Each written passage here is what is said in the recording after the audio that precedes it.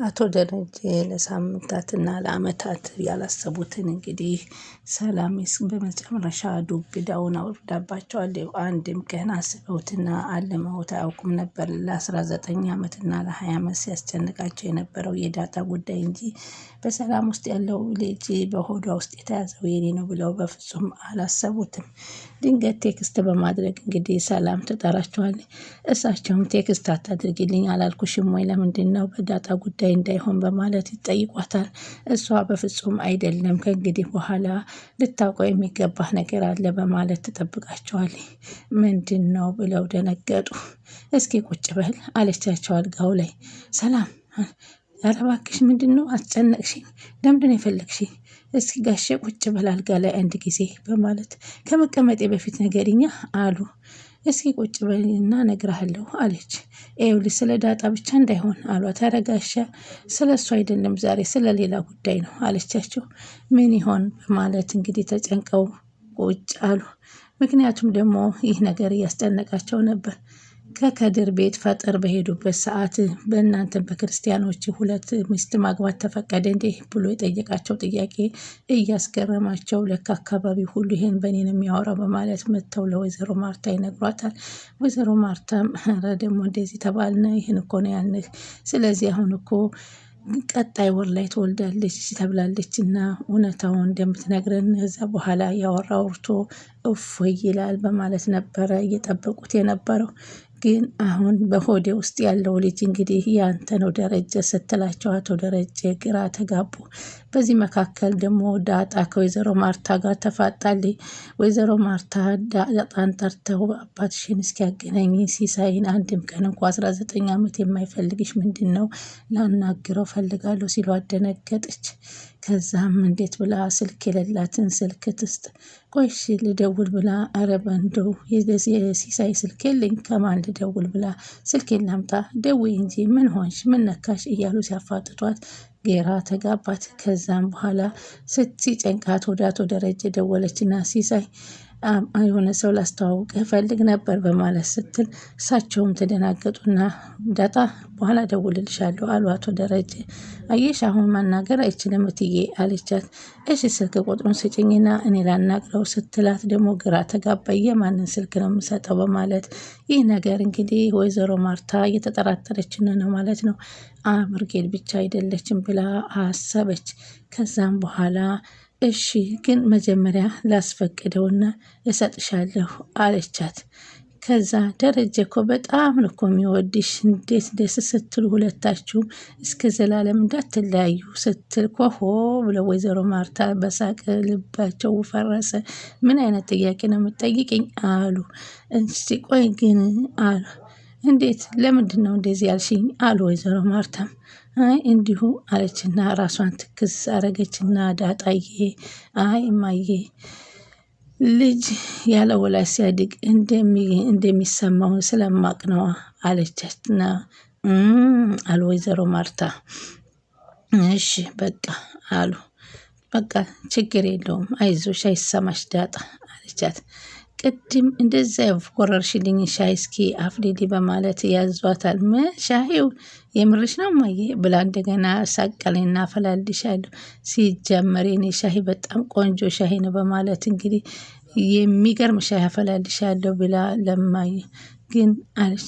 በትልቁ ነው በትንሹ ብር ተምታታባት። ምክንያቱም የጠየቋት ጥያቄ ግራ ያጋባ ነበርና አባቴ እኮ እኔን አይወደኝም ምን እንደሆነ አታውቂም አሉ ለወይዘሮ ማርታ። ወይዘሮ ማርታማ አልሰማሁትም ምን እንዳለ ምን አለች ለመሆኑ አባትሽ አለች። በቃ የሌላ ጊዜ እነግርሻለሁ በማለት ሀሳቡን ትቀይረዋለች። ችግር የለውም አለች። ስልኩን ስጪ በማለት ነበረ ቁጥሩን ያስጨናነቀቻት። ከዛም ሰላም ለሷ ያላትን እንክብካቤ ጠየቀቻት። አዎ ሰላምዬ እኮ በጣም ነው የምትንከባከበኝ። አሁን ሆዴ እስከሚፈነዳ ነገር ነበር የበላሁት። በጣም ትንከባከበኛለች ታበላኛለች። አሁንማ በጣም ታስወፍረኝ ነው እያለች ነበር የምትናገረው። አቶ ደረጀን በጣም አስጨንቋቸው ናታልን በመኪና ውስጥ ጠርተው ስለአለፈው ነገር የሚጨነቁበትን በጣም አዋያቸው። በጣም እንደተጨነቀ እሱም ተረዳቸው። እንግዲህ ኤቢም እንግዲህ ደብዳቤውን አገኛለሁ ብላ ቤቱን ጭራ ግን እሱም እንደምትጭረው ስላወቀ የእሷን ክፋትና ተንኮል በደብዳቤ ጽፎ ናታል አስቀምጦላት ስለነበረ በጣም ተናዳ የሰላምን ደብዳቤ ሳታገኘው ቀረኝ። ሰላም ወደ ቻናል ተከታታዩ ሰላማችሁ በያላችሁበት ይብዛል። ቻናል አዲስ የሆናችሁ ሰብስክራይብ፣ ላይክ፣ ሼር እያደረጋችሁ አበረታቱኝ። ዳጣ ቀጣይ ፓርቲ ይዘንላችሁ መጥተናል። አቶ ደረጀ በጣም እየተጨነቀ ትላንት የተሰራ አንድ ስህተት እያስጨነቀችኝ ትከተለኛለች፣ ምን ላድርጋ በማለት ለናታል ያማክሩታል።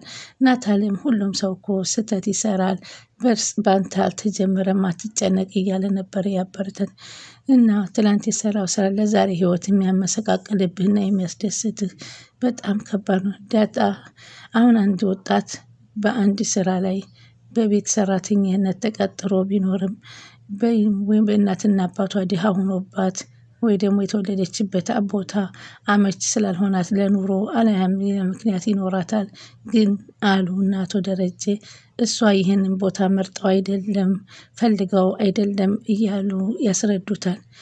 እና በራሷ ጥፋት ብቻ ነው እንደዚህ የምትሆነው፣ አሁን ያለችበት ቦታ ላይ አትገኝም ነበር። አዎ አባዬ አለ ናታልም። ትላንትም ምንም እንደምንሆን አናቅም እያለ ሲነግረው ግን ለዚህ እኮ መፍትሄ መፈለግ አለብን ሲል ናታል እንደ ጓደኛ ቀርቦ አቶ ደረጀን ያወያየዋል። ቤተሰቦቻችን ያለፉበት ህይወትንና ልጆቻችንን ህይወት መስመር ማሳመር አለብን አሉ አቶ ደረጀ። የዚህን ጊዜ ናታል ትላንትና እንድተው ብትል አትተውም፣ እኔን እያስጨነቀኝ ያለው የትላንትና ጉዳይ ነው አለ። እኔን ዛሬ አያስጨንቀኝም፣ ትላንት የሰራኋት አንዲት ስህተት ግን ዘላለም ትቆጨኛለች፣ ትከተለኛለች እያለ ደጋግሞ ለናታል ይነግረዋል። እንግዲህ ናታልም ለአብርጌድ ይነግራታል። አባትሽ በጣም ያንቺ ጉዳይ እያሳሰበውና እየተጨነቀ ነው ሲል ይነግራታል። አዎ እየተጨነቀ እንደሆነ ይገባኛል አለችው። እና ታዲያ አሁን ምን ይሻላል ሲል እንግዲህ ቀኑ እስከሚደርስ የማይደርስ ነገር የለም አሉ አቶ ደረጀ በድጋሚ። አንድ ቀን እንግዲህ ከዚህ ጭንቀት እገላገል ይሆን በማለት ከዚህ ጭንቅ ውስጥ ወጥቼ ሰላሙን አይ ይሆን አባዬ፣ የማይመሽ ቀን የማያልፍ ጊዜ የለምና እስካሁን አያልፍም ያልናቸው ነገሮች ሁሉ አልፈዋል። ስለዚህ ነገር ደግሞ ያልፋል። እባክህ ሀሳቡን አካፍለኝና እስቲ መፍትሄ እንፈልግለታለሁ። ኡፍ ብሎ ተነፈሰና ደረጀ ወደ ቤታችን እስኪናምራ በማለት ነበረ ወደ ቤታቸው የሄዱት። ከዛም እንግዲህ አሁን በጣም ይዛው ከነበርኩበት የጎዳና ህይወቴ በሄድ ይሻለኛል፣ ምርር አለኝ ብላ ለናታል ትነግረዋለች። ከምር ዳጣ አትቀልጂ፣ እኔስ እህቶችሽስ እንዴት እንደዚህ ታደርጊያቸዋለች ብሎ ዳጣ አንቺ የደረጀ ልጅ መሆኑን ከታወቀ እኮ መፍትሄ ይገኛል ሲል ናታል ይነግራታል።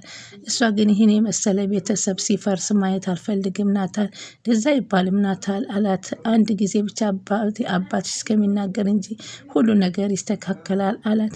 በፍጹም ይህን ህይወት እማዬ ፊቷ ላይ የሆነ ነገር የጠረጠረችው ነገር እየታየ ነው አለችው ለናታል።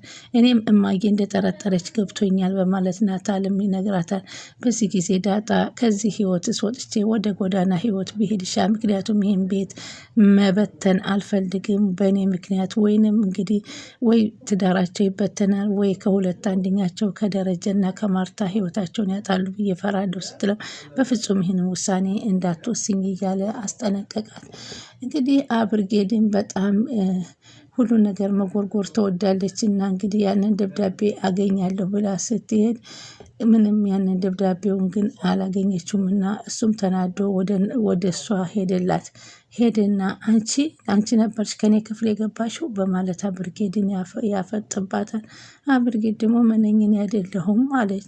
እንዴት ሌላ ማን ከአንቺ ውጭ ሌላ ማንም ሊገባ አይችልም፣ አቅሻለሁኝ። ያን ደብዳቤ ገብተሽ አንቺ እንደምትፈልጊው እርግጠኛ ነበርኩኝ። እሺ ምን አሰብሽ፣ ምን አገኘሽ ብሎ ነበረ ያፈጠጠባት። ከዛም ሰላም ደግሞ በሆዴ ያለው ልጅ ደረጀ ያንተ ነው፣ ይህም ማወቅ አለብህ። ከእንግዲህ ወዲያ መደበቅ አልችልም፣ መናገር አምላኬ ከኔ ጋር ሆነኝ በማለት አምላኳን በመለመን ለመናገር ወስና ቴክስት ወደ አቶ ደረጀ የጻፈችው። በዚህን ጊዜ ደግሞ እሱ ከክላስ ገብቶ ናታል ቤቱን ሲያየው ትርምስምሱ ሲወጣ አብርጌድ እንደገባች ተረድቶታል። አብርጌድ እንደተረዳች እንደገባች ሲረዳ የጻፈላት መልእክት ግን ስለ ራስሽ ብቻ እወቂ፣ ስለ ሰው ማወቅ አትጥሪ፣ አንቺ ይህንን ደብዳቤ አብርጌድ እንደምታነቢው እርግጠኛ ነኝ የሚል ደብዳቤ ነበርና ያስቀመጠላት። በጣም ተናዳ ወረቀቱን ብጭቅጭቅ አድርጋ ነበርና የገባችው። እሱ ደግሞ ከክላስ ሲገባ ትርምስምሱን አውጥተዋለች። ናታን ችግሩን በውይይት እንፍታው አቶን ደረጀን ይመክራል። እማዬም እኮ በውይይት ይፈታ የሚል አላት፣ የተማረች ናት አለው። የኔ ምን መሰለህ በፍጹም በውይይት የሚፈታ ችግር አይደለም በማለት ይነግረዋል። አረ በውይይት የማይፈታ ነገር የለም፣ ወይዘሮ ማርታ ይረዳሉ፣ እባክህ አቶ ደረጃ አትጨናነቅ የሚል ነበረ። በዛ መካከል ሄሎ ሲሳይ ብላ ነበር ዳጣ የደወለለች። ሲሴ የትዬ ትፈልግሃለች ታወራታለህ አለች። በኋላ ደውልልሻለሁ አሉ ስለገባቸው። ይህ ነገር ደግሞ ምን መጣ ብለው ደግሞ አሁንም አስበው እንግዲህ በመኪናቸው ላይ ጋደም አሉና ማሰብ ምን ብሎች ነው ዝም አልሽሳ ሲላት፣ አይ በቃ ሌላ ጊዜ እነግርሻለሁ ሊያናግርሽ አይፈልግም አለቻት። ችግር የለም ስልኩን ስጭኝና እኔ ያናግራለሁ ስትላት የማንን ቁጥር ጨነቃትና አለ ዳታ። ምን ነው? አይ እማዬ በኋላ እሺ እሱን ጠይቄ አስፈቅጄ ብሰጥሽ አይሻልም አለቻት። እሺ አሉና ወይዘሮ ማርታም እንግዲህ መለስ ብለው ቡናው እንዲፈላላቸው ሻዩ እንዲታፈላላቸው ጠየቋት። እሷም እሺ ብላች ለማፍላት ተዘጋጅታ እንግዲህ ያንን ሻይ ሄድ ናታል ተናዶ እኔ የምልሽ ከኔ ክፍል ገብተሽ ምን ለማግኘት ነበር ሲያት፣ እኔ አይደለሁም ናታል ውሃና ምጥን ይሆናሉ። ይኸውልሽ ውሃ ምንም ሞኝ ቢሆን የራሷ ድንበር አላት፣ ሁሉን ነገር ታውቃለች። እሷ ይሄን ነገር አታደርግም እና እኔ ነኝ የምትለኝ? አዎ አንቺ ነሽ። ገብተሽ ጽሑፉን አነበብሽው አላት። ሁሌም ለምንድን ነው ወደ ሌሎቹ የምትሄጂ? ወደ ራስሽ ለምን አታዳምጭም ራስሽን አላት። ደካሞች ስለ ሌሎች ሰዎች ያውቃሉ፣ ጠንካሮች ግን ስለ ራሳቸው እያሰቡ ይሰራሉ። ስለዚህ ሰላም ምንም የነገረች ነገር የለም አትድከሚ አላት።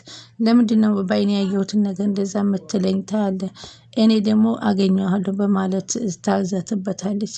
ቢሆንም አንቺ ችግር የለውም የፈለግኩትን ማግኘትም ግን አንቺ የፈለግሽውን ነገር ለማግኘት ብለሽ የሰው ሚስጥር የያዘውን ለመልቀቅ ምን እንደሚያደርግ ማወቅ አለብሽ እሺ ብሎ ተሳደባትና ትቷት ይሄድ። በጣም ተናደደች። እንግዲህ አቶ ደረጃ አሁን በነገረቻቸው የሰላም ልጅ ያንተ ነው በማለቷ በጣም ደንግጠዋል። ዳጣና ሰላምንም ከዚህ በፊት ፀጉራቸውን ተሳስታ የሰላምን የዳጣ መስሏት ወስዳ ዳጣንና ደረጀ እንዲያስመረመረቻቸው ለናታል ነገረች ማለት ነው። ቀጣይ ምን ይመጣል?